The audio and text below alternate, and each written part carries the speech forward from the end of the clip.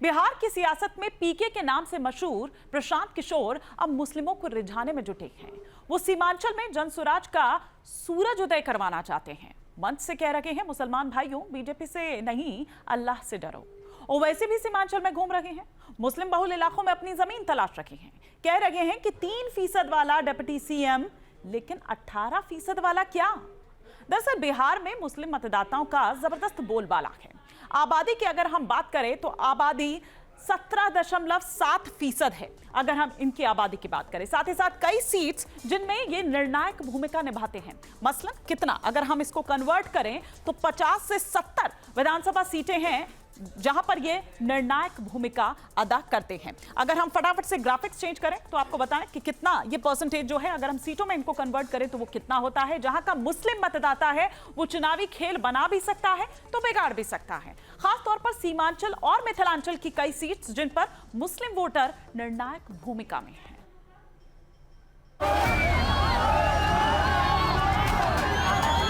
बिहार में लालू, नीतीश, मोदी, प्रशांत किशोर का नहीं, जनता का राज कायम होना चाहिए।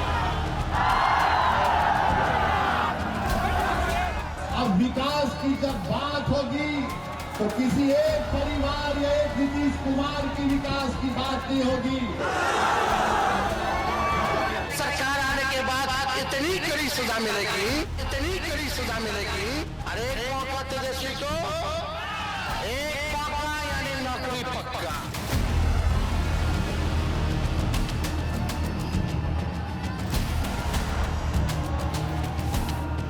प्रशांत किशोर मुसलमानों को डर दिखा रहे हैं। भैया भाजपा से मत डरो, अल्लाह से डरो और हक के साथ खड़ा रहो।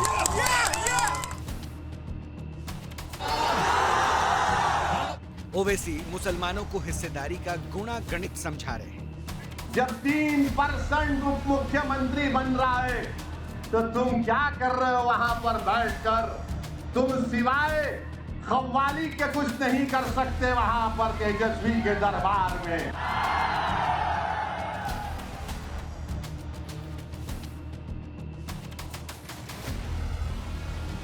बिहार में चुनाव है और हर पार्टी की नजर जिस मजबूत वोट बैंक पर टिकी है वो है मुस्लिम वोटर्स, जिनका दबदबा मिथिलांचल और सीमांचल वाले इलाके में रहा है, जहां कई सीट्स पर जीत और हार का समीकरण मुसलमानों के एक मुश्त वोट से तय होता है। इसलिए पहली बार बिहार के चुनावी रण में ताल ठोक रहे जनसुराज पार्टी के मुखिया प्रशांत किशोर ने अब मुसलमानों को रिझाने के लिए बड़ा दांव चल दिया। दांव क्या है कि मुस्लिम अल्लाह से डरकर उनकी पार्टी को वोट करें। हम लोग कह रहे हैं, भैया भाजपा से मत डरो, अल्लाह से डरो और हक के साथ खड़ा रहो। तय आपको करना है मेरे भाई, तय आपको करना है। आपको तादाद की चिंता है। हम रास्ते में आ रहे हैं अमौर से, तो लोग बता रहे हैं कि लोग सोच रहे हैं कि तादाद किधर है, भाजपा को कौन हराएगा। यहाँ मुस्लिम भाइयों से मैं इतना ही कहूंगा कि अगर तादाद की चिंता की गई होती तो इस्लाम तो शुरू ही नहीं होता। सीमांचल वाले इलाके में तो मुस्लिम वोटर्स का दबदबा चुनाव में दिखता रहा है। सीमांचल के जिले किशनगंज, कटिहार, अररिया और पूर्णिया में मुस्लिम वोटर्स की संख्या 40% तक है। किशनगंज में 68%, कटिहार में 44%, अररिया में 43%, पूर्णिया में 39% मुस्लिम आबादी है। पिछले विधानसभा चुनाव को छोड़ दिया जाए तो सीमांचल का मुसलमान हर बार आरजेडी के साथ रहा है। इस इलाके में पिछली बार ओवैसी ने आरजेडी के कोर वोटर्स मुसलमानों में सेंध लगाई थी और इस बार प्रशांत किशोर कोशिश कर रहे हैं। इसलिए तो मुसलमानों को डर दिखाकर पीके ने कटिहार में आरजेडी को निशाने पर लिया। लालटेन में किरासन तेल बनकर जलिएगा आप, जलेगा आपका और आपके बच्चों का भविष्य, और रोशनी होगा लालू जी के घर में, आपके घर के, आपके बच्चों के जीवन में उजाला नहीं होगा। प्रशांत किशोर के साथ साथ ओवैसी भी सीमांचल में 2020 वाला प्रदर्शन दोहराने का दम भर रहे हैं। सीमांचल में पिछली बार ओवैसी की पार्टी ने 5 सीट्स जीती थी, इसलिए इस बार ओवैसी बड़ी उम्मीद से सीमांचल के रण में ताल ठोक रहे हैं। मोतिहारी में ओवैसी ने मुसलमानों से सवाल पूछा कि 3% वोट वाली पार्टी को डिप्टी सीएम मिल रहा है तो 17% मुसलमानों को क्या मिलेगा। तेजस्वी के साथ जो लोग हैं बार बार हमको निशाना बनाते हैं। अरे मेरे भाई, जब 3% उप मुख्यमंत्री बन रहा है तो तुम क्या कर रहे हो वहां पर बैठकर? तुम सिवाय खव्वाली के कुछ नहीं कर सकते वहां पर तेजस्वी के दरबार में।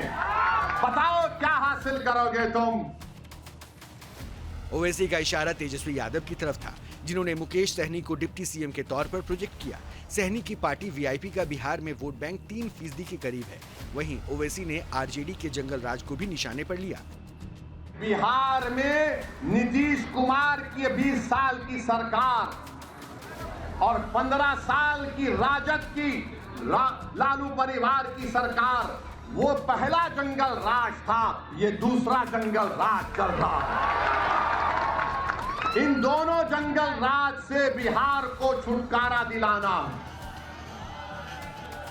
बिहार के मुसलमानों को ओवैसी और प्रशांत किशोर दोनों लुभाने में लगे हैं, तो प्रशांत किशोर की मुसलमान पॉलिटिक्स के बीच उनके एक कदम पर विवादों का बवंडर भी पैदा हो गया।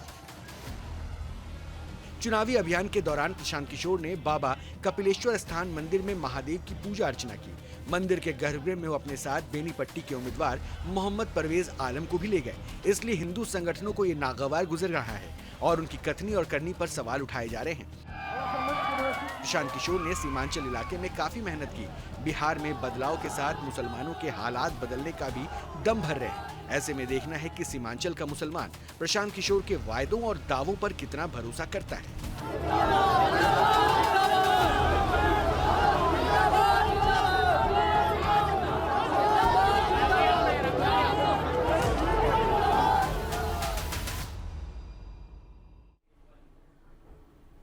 महागठबंधन का घोषणा पत्र कल सामने आया। वादों का पिटारा साथ लेकर आया और क्या कुछ इस घोषणा पत्र में कहा गया है, वो तमाम बड़ी बातें इस वक्त आपके टेलीविजन स्क्रीन पर एक एक पॉइंट हम दिखा रहे हैं कि हर परिवार को सरकारी नौकरी देंगे 20 महीने में।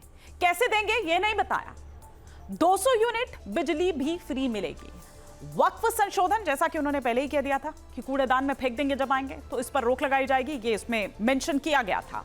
कल तक इसे कूड़े में फेंकने की बात वो कर रहे थे, खुद कहे ये जारी थी। महिलाओं को 2500 रुपए बैंक के जरिए दिए जाएंगे, ये इसमें मेंशन किया गया है। साथ ही साथ कैश ट्रांसफर स्कीम को लेकर कई राज्य जिसमें सरकारें बनी हैं, मध्य प्रदेश हो, महाराष्ट्र हो, झारखंड हो, सत्ताधारी दलों के लिए ये स्कीम गेम चेंजर साबित हुई है।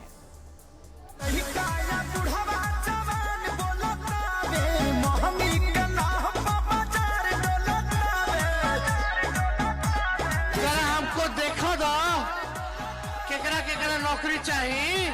तेजस्वी के बिना सुधार ना होई, हो सुधार ना होई। ए भाई लालू बिना चालू की बिहार। बिहार का तेजस्वी प्रण, संपूर्ण बिहार का संपूर्ण परिवर्तन। तेजस्वी प्रतिज्ञा, तेजस्वी प्रण।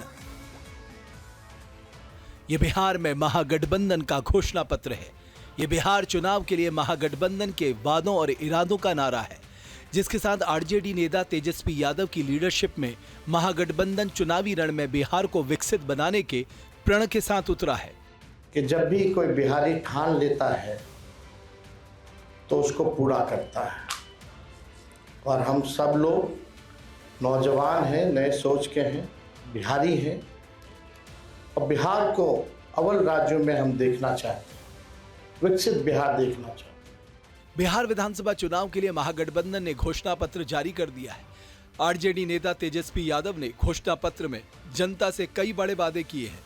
हर परिवार के एक सदस्य को सरकारी नौकरी, 200 यूनिट फ्री बिजली, गरीब परिवार को 500 रुपए में गैस सिलेंडर, सभी जीविका सीएम दीदियों को स्थायी किया जाएगा और उनका वेतन 30,000 रुपए किया जाएगा। सभी संविदा कर्मियों को स्थायी किया जाएगा। माई बहन मान योजना के तहत महिलाओं को 1 दिसंबर से हर महीने 2,500 रुपए दिए जाएंगे। विधवा और बुजुर्गों को 1,500 रुपए मासिक पेंशन दी जाएगी और पेंशन में हर साल 200 रुपए की बढ़ोतरी की जाएगी। इसके अलावा वक्फ संशोधन विधेयक पर रोक लगाई जाएगी। इसके अलावा स्वास्थ्य और शिक्षा को लेकर भी महागठबंधन ने कई लोक लुभावन वादे किए हैं। ये दलों और दिलों का संकल्प और प्रण है। एक एक घोषणा दिल से लिया हुआ प्रण है। अपने प्रण को प्राण झोंक करके भी हम लोगों को अगर पूरा करना पड़े तो अपने प्रण को हम लोग जो है पूरा करेंगे। घोषणा पत्र जारी करने के दौरान महागठबंधन के सभी दलों के नेता मौजूद थे और सभी एक सुर में बिहार में सरकार बनाने का दम भर रहे हैं। हालांकि एनडीए के सहयोगी चिराग पासवान इन घोषणाओं को हवाई बता रहे हैं। जब आपको अपने वादों को पूरा करने की जिम्मेदारी ही नहीं है, उस बात का एहसास ही नहीं है, तो झूठ बोलने में क्या जाता है।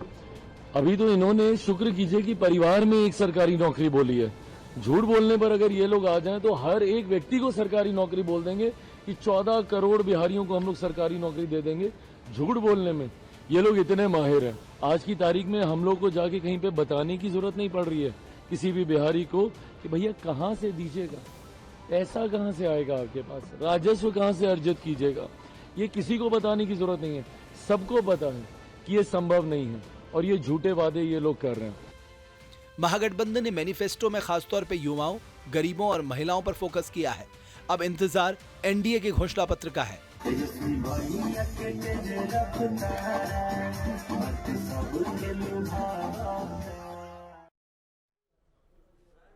राजनीति का अपराधीकरण या अपराधियों का राजनीतिकरण, ये बात कोई नई नहीं है। वैसे भी बिहार की सियासत में बाहुबलियों का हमेशा से ही बोलबाला रहा है। बेशक नेताओं ने बाहुबलियों को लेकर एक दूसरे पर हमला बोला हो, लेकिन दूरी किसी ने नहीं बनाई।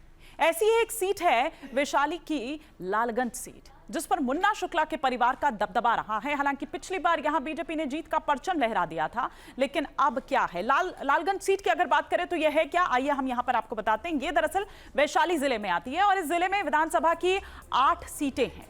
पिछले विधानसभा चुनाव यानी कि 2020 में वैशाली में मुकाबला टाई रहा था, यानी 4 सीटें एनडीए और 4 सीटें महागठबंधन को मिली थी। ऐसे में मुन्ना शुक्ला क्या अपनी बेटी को जेल से चुनाव जितवा पाएंगे? ये एक बड़ा सवाल है।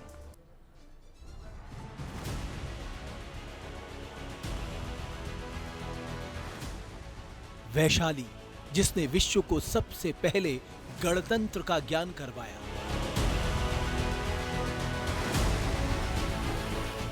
वो धरती जिसे लोकतंत्र की जननी माना जाता है, ये भगवान महावीर की जन्मस्थली है और भगवान बुद्ध ने अपना अंतिम उपदेश वैशाली में ही दिया था। वैशाली का इतिहास आम्रपाली के उल्लेख के बिना अधूरा है।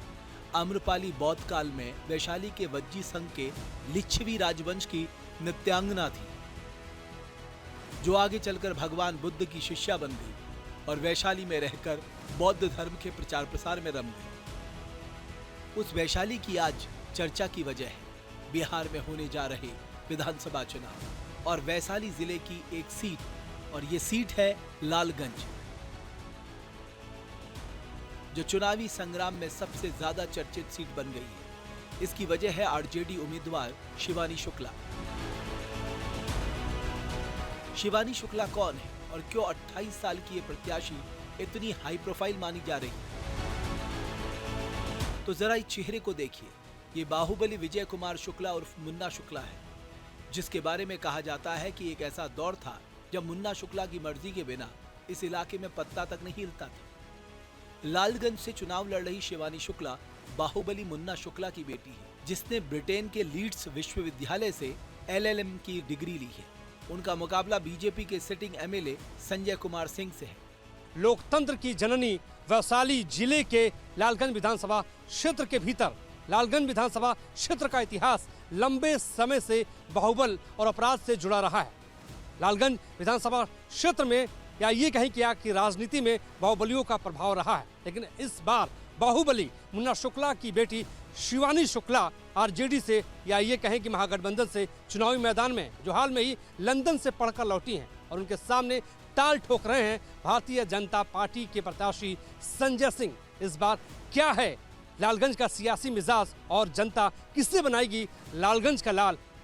विदेश से पढ़कर आई शिवानी अपने पिता की राजनीतिक विरासत संभालने के लिए चुनावी रण में उतरी है। शिवानी के पिता मुन्ना शुक्ला बिहार सरकार के पूर्व मंत्री ब्रिज बिहारी प्रसाद की हत्या के आरोप में जेल में है। मुन्ना शुक्ला लालगंज सीट से 3 बार विधायक रहे हैं, इसलिए मुन्ना शुक्ला के वर्चस्व वाले इलाके में शिवानी के पक्ष में जनसमर्थन दिख रहा है।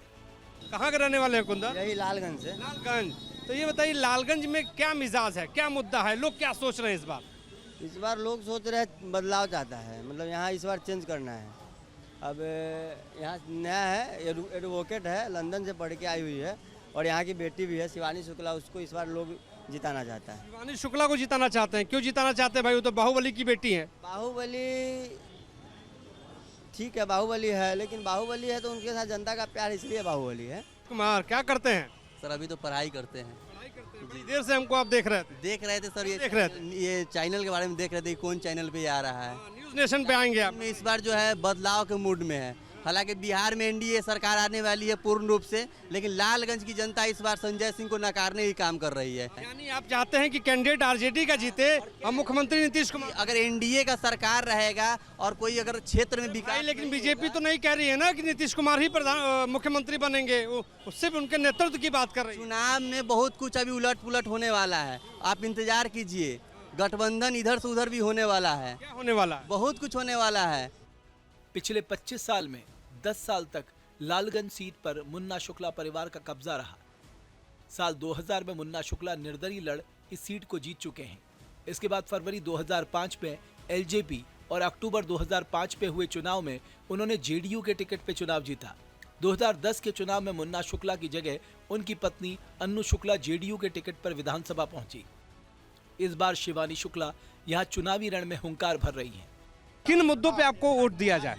किन मुद्दों पे? मैं शिक्षा बढ़ाना चाहती हूँ, शिक्षा के क्षेत्र में बहुत काम करना चाहती हूँ, क्योंकि मेरे हिसाब से शिक्षा बहुत अनिवार्य चीज़ है। मैं स्पोर्ट्स में आगे बढ़ाना चाहती हूँ, मैं एम्प्लॉयमेंट बढ़ाना चाहती हूँ। रोज़गार बहुत ज़रूरी है हर एक आदमी के लिए, और खासकर कि रोज़गार इसलिए क्योंकि मैं नहीं चाहती कि और पलायन बढ़े बिहार में। शिवानी शुक्ला के पक्ष में उनकी मां अन्नू शुक्ला प्रचार कर रही हैं। बेटी के लिए कैंपेन करते हुए जनसभाओं में अन्नू शुक्ला भावुक हो जाती हैं, उनके आंसू छलक पड़ते हैं। वाइफ को अपने पति का याद आएगा, जो इतने साल दूर रही है, उसको आंसू आएंगे ही। मतलब हाँ, बहुत कठिनाइयाँ झेली हैं मेरे माता ने अकेले। मेरे पिता जहाँ जेल में थे, मेरी माँ वहाँ अकेले लड़ाई लड़ रही थी, सब लोग के पास जा रही थी, हर एक घर घूम चुकी है। मुझे लगता है मेरी माँ ज़्यादा घर घूमी होगी लालगंज के विधानसभा का। तो यस, वो सब चीज़ों को याद करके थोड़ा दुख होता होगा, इसलिए आंसू आता है। पिछले चुनाव में एनडीए ने यहाँ बाजी मारी थी और लालगंज के चुनावी आंकड़े बीजेपी की दावेदारी को पुख्ता करते नजर आते हैं। 2020 में इस सीट पर बीजेपी के अलावा चिराग पासवान की पार्टी एलजेपी और उपेंद्र कुशवाहा की पार्टी आरएलएसपी के उम्मीदवार भी लड़ रहे थे। इसके बावजूद बीजेपी ने जीत का डंका बजाया। इस बार एनडीए के तमाम दल एकजुट हैं, इसलिए बीजेपी को इसका फायदा मिलेगा। जी झूला झूल रहे हैं? झूल रहे हैं। इस बार जनता किसको झूला झुलाएगी? झुलाएंगे जो करने वाला काम है उसको झुलाएंगे। ये कि मुद्दा क्या है, क्या चाहते हैं आप लोग? हम लोग क्या चाहेंगे, हम लोग खुशी खुशहाल चाहते हैं। खुशी खुशहाल चाहते हैं। खुशहाल चाहते हैं। खुशहाल। तो कौन देगा खुशी आपको? खुशी तो नीतीश जी दे रहे हैं। दे रहे हैं। दे रहे हैं। क्या दे रहे हैं? दे रहे हैं सब कुछ। औरत के 10-10 हजार रुपया दे ही रहे, तो अब क्या है। अब मोदी जी भी दे रहे हैं, सुने हैं कि। तेजस्वी यादव भी तो कह रहे हैं कि हर घर नौकरी देंगे सरकारी। तो देंगे, आएंगे तब ना देंगे, नहीं आएंगे तब क्या देंगे। जेडीयू प्रत्याशी संजय सिंह को पूरा भरोसा है कि पिछले 5 साल के काम को देखते हुए जनता उन्हें फिर आशीर्वाद देगी। ऐसे में देखना है कि 2025 में वैशाली की लालगंज सीट किसकी झोली में जाती है। क्या बाहुबली की बेटी विजय हासिल करती है या फिर संजय सिंह लालगंज के लाल साबित होंगे?